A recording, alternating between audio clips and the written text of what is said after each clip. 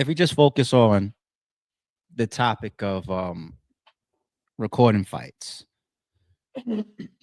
generally, I do not believe in recording fights unless both parties are aware and both parties endorse it, right? Now, there's going to be a bunch of circumstances that can add variables to that, right? I'm trying to speak a little bit high level because I don't need y'all flooding the chat or flooding the comments saying, but what if this and this is it?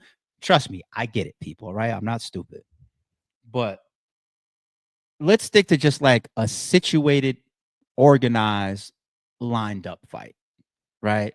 Where we both know we're about to confront each other. This ain't no we cross paths in the mall. I really came to buy a pair of sneakers and we're both here. And then all of a sudden, not that.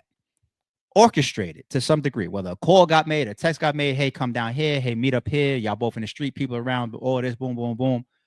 Something that is to a degree orchestrated.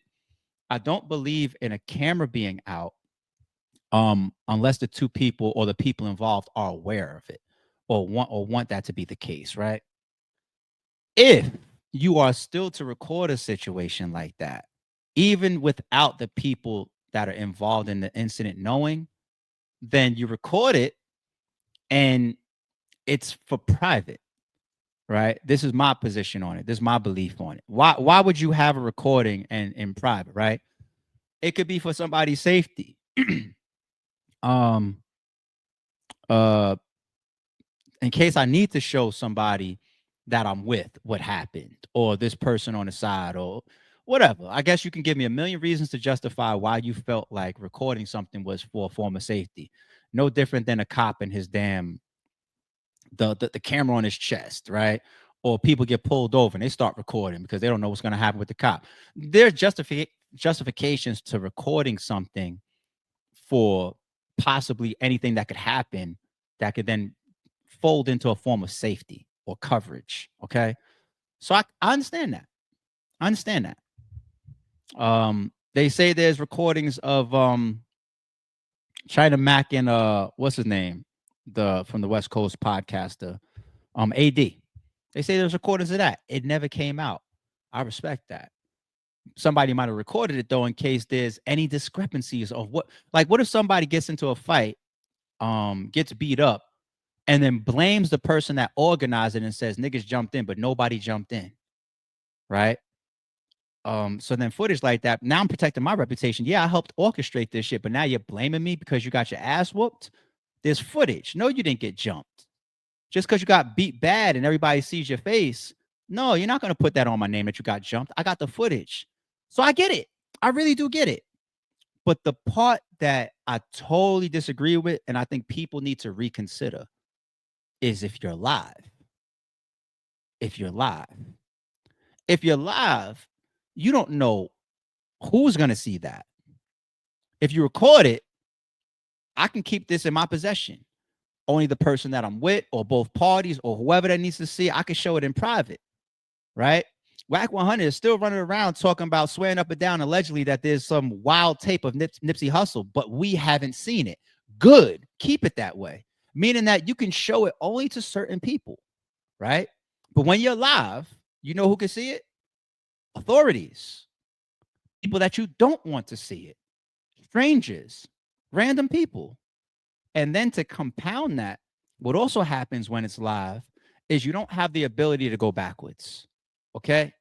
Once it's live and out there for the world and out there for the internet, if something happens in the midst of that footage, somebody gets hurt too bad, some laws are getting broken, somebody's pulling out guns or whatever, all that type of stuff that could happen, that live now is exposed and people could get in trouble, other people get hurt, harmed.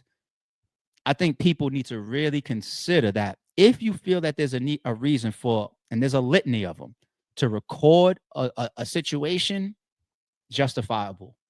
But live, I don't think that's justifiable. So people, just think about that when we out there in these streets and shit is going up and going down.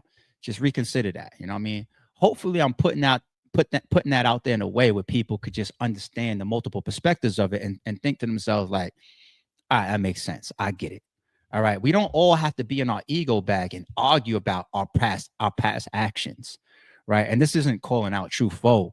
It's really for true foe or anybody. Right. It's not about, hey, true foe, I need nah, fuck the specifics. Generally, this point is much bigger than him. Right. We need to be able to look at points like this one right here and say, like, all right, I have my own reasons for being live, but I could see that side of it. So maybe next time I won't go live. Then we've all won the battle. Well, I even used the word battle. That was on accident. That's a ball because these battle rappers involved, right? That's a ball.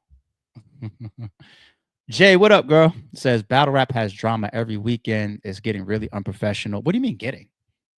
Do you mean like battle rap as a space being unprofessional is new to you? Is that what you mean? You sure? Where you just started watching today? I know you. I met. We've been at events together, Jay. So I know how long you've been in battle rap. I'm being sarcastic as shit. But have you just started watching yesterday? What you mean? It's getting unprofessional. Battle rap is the most unprofessional space in the world. What do you mean getting? Well, you've been hit that melting pot and then tip the bitch over. Hey, why you think I am? Why you think I'm podcasting right now? This shit ain't built for me. You kidding me? I've said the story before. I'll give you another one, Jay. Make sure you get your $5 worth. I knew that this shit was weird from my very first event. I shouldn't say weird, that I had different approaches than a lot of people. My very first event, New Year order, the top of 2014. It was all booked and put together in 2013, and that's when the channel started. 2013. Um, the call was named New Year Order because it was our first time trying, without calling the card that, the blood, sweat, and tears type of mismatches on the card, and we had a bunch of them on the card. Aye Verb versus Adi Boom was one of them. Okay, and that's the part of the order in the title.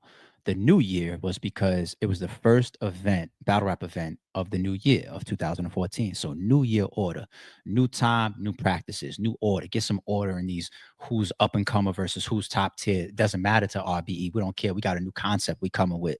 You know what I'm saying? Let's get some order around this bitch. A win is a win. Being good is good. Talent is talent. I don't care if you're top tier, mid tier. All that was, it was like all these metaphors mixed into the title of New Year Order. Yes, I came up with it. Okay, I need my credit. And with the Aye Verb and Adi Boom battle on there, let me take one step back. It was a snowed out weekend. My event was on a Saturday. EBL was on a Sunday. EBL, if people remember that league, that was Harry. People hear the name Harry in battle rap a lot. You hear him associated to financing URL a lot, right? You hear battle rappers talking about stories, how they were getting deals for him, people like Charlie Clips and DNA. You hear stories of Hitman and Harry doing business together, all types of stuff. Harry he brought a lot of money into battle rap, a ton of money, right? Do I need to say allegedly? I'll say allegedly. Yeah, I mean, he's tweeted this stuff himself, right? Like everybody has those screenshots. I don't know if I need to say allegedly, but he had an event the day after mine, and I was super supportive. I was at everybody's event back then. You guys remember? You named the league, out the country, out the state. I was in Oakland. I was in Detroit. I was in St. Louis. I was in Toronto. I was in New York. I was in Jersey. If there was a battle rap event, I was known for being Mr. Everywhere. Nobody was at more live events than me. Nobody. Everybody's shit. I was there. So I pulled up the next day of his shit. Completed my shit on Saturday, pulled up to his shit. By then, we was already talking behind the scenes a little bit, me and Harry. When I got there, he was at the door. He was counting his cash. It wasn't Cash App days, people, right? He had cash money in his hand. He was counting.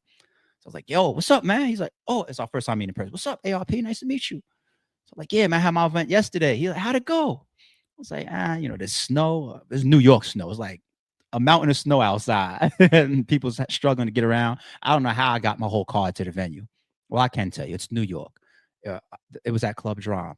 One thing about New York is they're so prepped for snow. If you got 4 feet of snow in New York, the city is all plowed and it's all open, and all of them multi-billion-dollar businesses and buildings are up and running. Okay, that's New York. So that's how I was able to get a lot of people still to the venue. But now I'm at his shit. He's counting his money. I'm like, yeah, my shit. It was all right. How's yours going? He was like, not good. He was counting his money. I'm like, yeah, we taking a hit. This snow. Plus, we both knew it's our first event ever. If you could just come into battle rap, do a first event, and you the man like that, and you're not really known like that yet, it's not like Hitman Holla, who is known and has this big following already, then does a league. No, his first shit is sold out. Me, y'all just knew me. Some of y'all knew me as a blogger. Now I gotta work and earn this shit over the years. Anyway, back to my event now. That was a whole thing with the snow.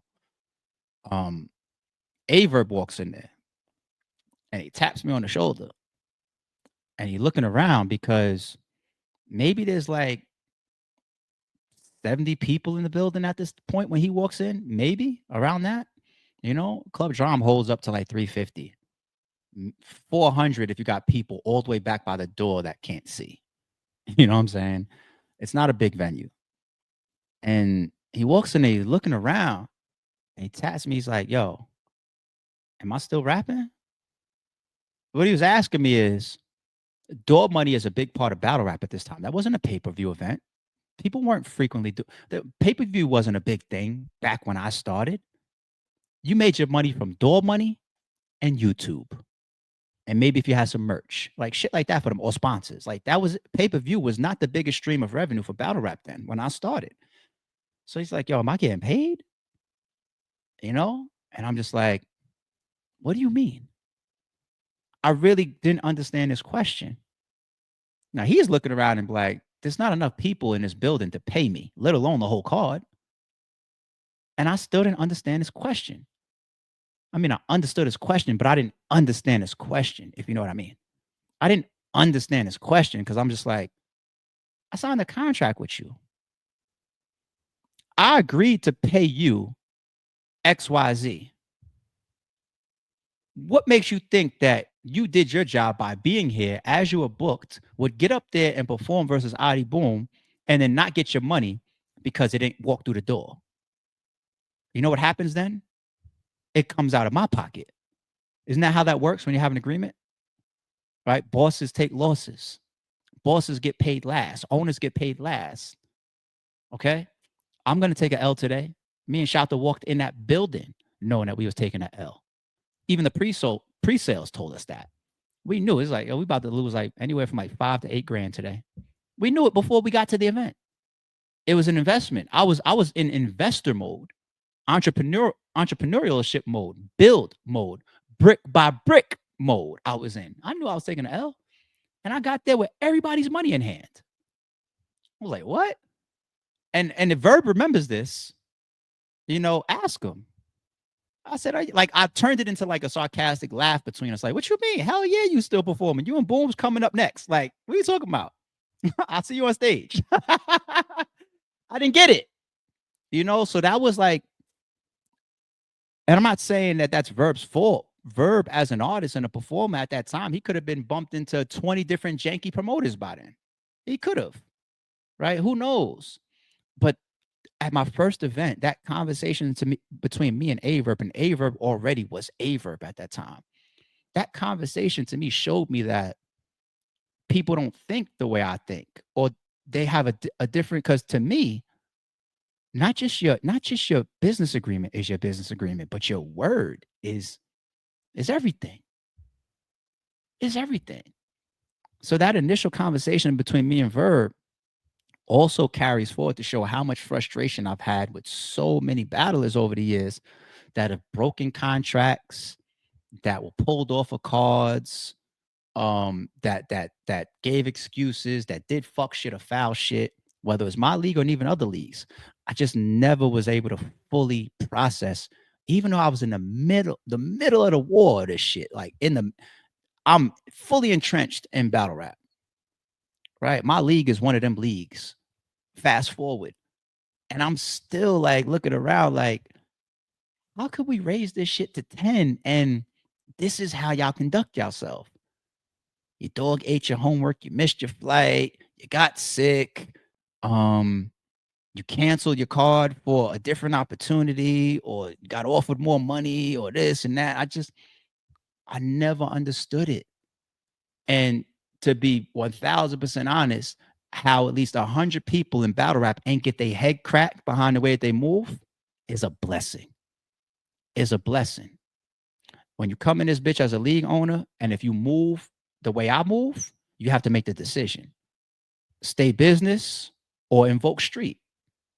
Because these people will pull shit that is deserving of getting your head cracked. And this is like, I ain't putting myself in jail behind you. You know, you just ran off with a $500 deposit. Have a good day. I'm not hunting you. Chata, for example, he's way less conservative than me. You know, I mean, conversation we have behind the scenes where I don't need to. Yeah, like it's just that you're playing with. It's damn near like smoking stack. We just dropped that yesterday. The Sinners review. It's smoking stack. Me and that guy. You know what I'm saying? And I'm stacked at times. Like, listen, we chill, man. We just do it like this. Nah, let him slide. I know you don't got the full payment, but let him slide. You know, we just here to enjoy ourselves, have a good time. Don't worry, we got our own money. It's all good. We'll take the L. It's all right. Let them. They had a long day. Let them. It's smoking stack. Smoke is like, fuck these niggas, man. Nah, it's not. You are so professional. Why are you letting them be unprofessional? And then you damn near get to a point where you say, shit, I know I'm practicing insanity because I'm expecting professionalism from an extremely unprofessional environment. You know what that means? That means that I have to look in the mirror and say, if you're going to stay, then you need to accept it. And I did it for 10 years. Shout out to Sean says, don't spoil it. Yeah, if you don't want any spoilers, don't watch the video I dropped yesterday. It's like a 20-minute Sinners review, man. It's an instant classic. I'll tell you that. All right. That's my battle rap news.